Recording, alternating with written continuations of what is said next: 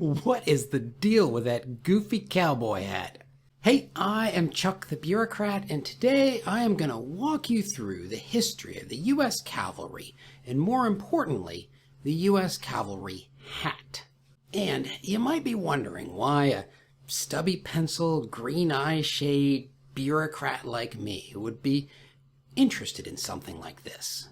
But the fact of the matter of how we went from a cavalry that consisted of actual horses being ridden by soldiers to our modern conception of the cavalry, well, it's a story that includes national politics, strategic decision-making, youthful shenanigans, and some very carefully crafted modern policy.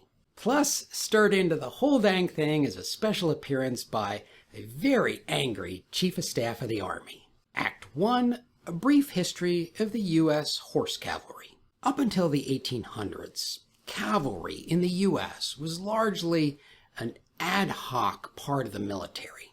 Revolutionary-era soldiers did bring their horses to war, but it was not until 1833 that Congress actually authorized the first dragoons in the Army.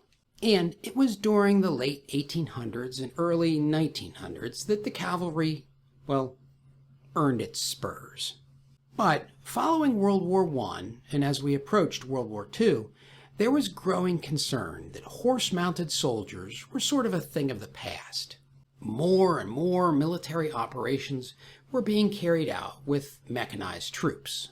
And so, in 1942, Franklin Delano Roosevelt issued an executive order consolidating certain chiefs within the Army: the Chief of Infantry, the Chief of Artillery, and the Chief of Cavalry. All of their duties were consolidated with the commanding general of the Army Ground Forces, and at some point in this process, the Chief of the Cavalry was eliminated altogether. See, I can always tie something back to an official federal document.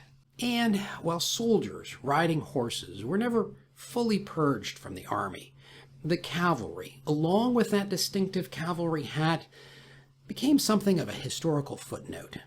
Act 2, Youthful Shenanigans and the Return of the Cav Hat. Most references about the return of the Cav Hat read something like this. The tradition of the Cav Hat began before the Vietnam War, when cavalry scout pilots, looking to distinguish themselves from other troops, adopted the model 1876 campaign hat for wear. Lieutenant Colonel John B. Stockton, commander of the division's Air Cavalry Squadron, is given credit for establishing the tradition of wearing the cavalry Stetson, much to the chagrin of the division command group. In fact, this passage shows up in most places that mention the cavalry hat, but like most things, there's more to the story. You see, apparently, Stockton's Air Cavalry Squadron was conducting tests of air assault operations in the Carolinas back in 1964. Following the training, but before they headed off to Vietnam, the troops were given some R&R time. And there were these two captains, Walt Harmon and Bill Gillette, who both had wives back at Fort Benning, and they were given permission to go home for a couple of days. Walt quickly got bored, and he started prowling around old Army surplus stores until he found a beat-up old drill sergeant hat like this one. And already, this should tell you just about everything you need to know about this young captain. Anyways, Harmon ropes Gillette and both their wives into this goofy quest to get this hat re-dyed, reblocked, and get some cords for it. And by the time that R&R is over, our boys are headed back to the training area with a stack of these hats. Their biggest problem is how to introduce them. Their solution is to give one of the hats to their commander, that Lieutenant Colonel Stockton we heard about, whose birthday was coming up in a couple of days.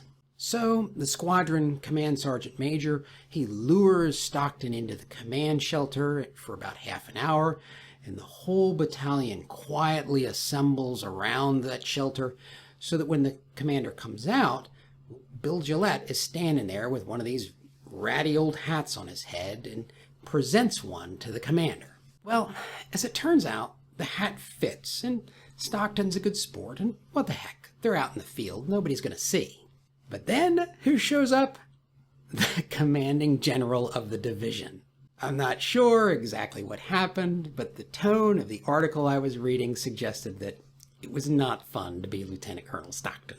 And now, the inevitable starts to happen. Soldiers like the hat. Harmon and Gillette buy up the entire surplus supply. In fact, that's why they finally reached out to the Stetson Company to get more hats. And now, these hats are cropping up like mushrooms on post. And the CG is not happy. And of course, that means that the hats become this symbol of some sort of weird resistance movement.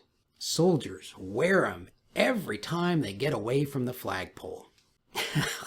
But one day, when they're doing some training out at Camp Shelby, a journalist captures a photo of that hat. They publish it in an article, and one day, Colonel Stockton picks up the phone to find out that the Chief of Staff of the Army is on the other end of the line. And he says, "Colonel Stockton, this is General Johnson. Don't you believe in the uniform I authorized for the United States Army?" And so, the third and final act of the cavalry hat, modern policy. Well, folks, the cavalry hat became an iconic image. Lieutenant Kilgore in Apocalypse Now is shirtless, wearing a cav hat when he utters that famous line, "I love the smell of napalm in the morning." But it is not authorized in AR 670-1, the Army's regulation on wear and appearance of the uniform. Instead, it is authorized by a memorandum of instruction from the commanding general of the 1st Cavalry Division. All personnel, military and DA civilian assigned or attached to the 1st Cav, are authorized to wear the Cav hat. And to me, this is a fascinating example of leadership at the highest levels of the Army, bowing to a tradition that they couldn't stamp out if they wanted to. As one boss told me when we were doing some labor contract negotiation, if you can't get it out of the contract, you hammer it into the contract. So you can have your Cav hat, in fact, they want you to get one, but the CG is going to set the rules for how it is worn and under what circumstances. In fact, and this is fascinating to my black little bureaucratic heart, the MOI that I was able to find was signed by Major General John B. Richardson IV, and it was signed on the 28th of July, 2021, which, as far as I can tell, was just a couple of days after he took command. What this tells me is that this MOI is not just some dusty document sitting forgotten on a shelf. General Richardson handed over command to Major General Admiral. That's his real name, I know, funny.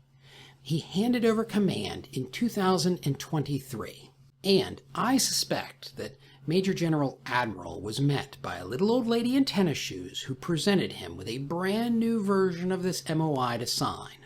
And so I think that this story adds something to our discussion of the beret. The Cav hat followed that pattern of imitating respected soldiers, unauthorized wear, and something of an easy button for leadership.